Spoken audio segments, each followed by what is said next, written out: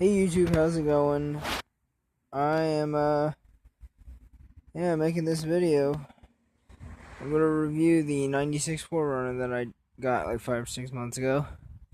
So backstory is that I wrecked the RAV. If you all watched that video, and I was looking for a replacement, obviously, and I wanted something bigger, and I had my heart set on a 4Runner, and I found this one by York, PA, at M&M Auto Sales. Not gonna put the website or anything, but I paid a little over $4 for it, and it's the SR5 4-wheel drive I need for the winter, and done a few things to this thing so far.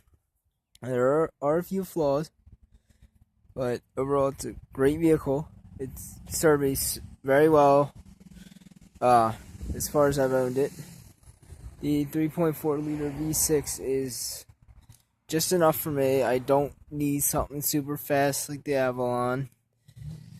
RAV4 was a little slow, so I'm just gonna go over what I have done to this thing. As you can tell, I got a 24-inch LED light bar. I have put LED parking lights, aftermarket headlights. They're still halogens. I got in that rack up there. That cost me about $100. The hood protector from WeatherTech. I moved the license plate. As you probably could tell, I took the running boards off. Now you notice this dent in the back. I do have the other piece sitting in the garage. She does have some cancer. Put the the TRD badge. Sorry about that. I actually had this personally made, and I put it on the back. It stands for Front Runner, not Frontier, not 4Runner. Front Runner. I put the ball hitch on. There's the rack again. I tried to clean her up, but there's a lot of dirty spots. I noticed after I took the running boards off, I had a hole about that big under there, and now it's gotten to this. I do have an aftermarket muffler because I did something stupid to the old one. I put new ball joints on it, and that's about it. I have an aftermarket radio in it too. So I'm gonna go ahead and start it up and let you hear the exhaust. I try to clean the interior, but I didn't do that much since I really don't care. I'm gonna get the keys in a second. Has about 174,000 on it.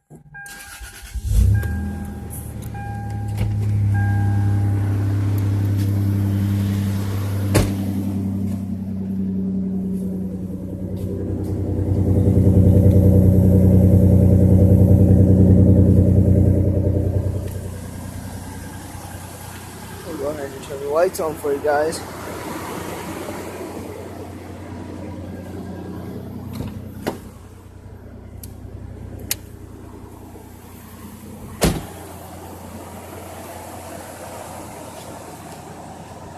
Parking lights and the LED light bar on.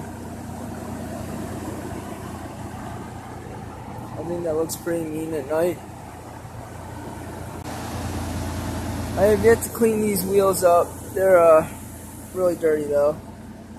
I also got new tires for it. And the LED brake lights. They're just a bulb, they're not actually single LEDs. Car's a little bit of a mess back here. I do have this 24-inch LED light bar that a family member got into an accident. This was on the front of his Ranger, and essentially saved his life because he hit a telephone pole. But it wasn't his fault, it was ice. This is a Reese Rack that I got from Walmart. It's actually pretty well built, except the only problem I have is where they screw in, it's rusted like really quickly. I also had to get a new antenna. I'm not gonna be perfect about this video. I'm just gonna do that. Let's see.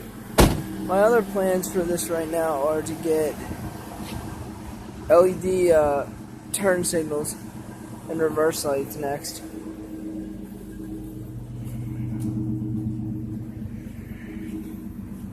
But it's just gonna be, there's really nothing else to talk about with this car. Besides the miles, it's pretty low for a 96. I'm gonna go ahead and pop the hood.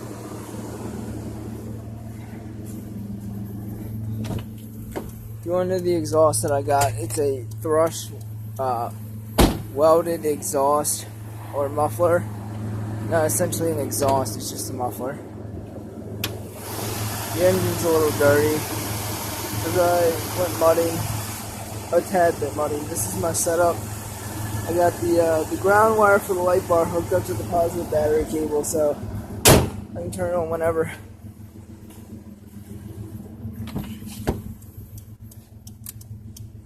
We'll go ahead and turn these off.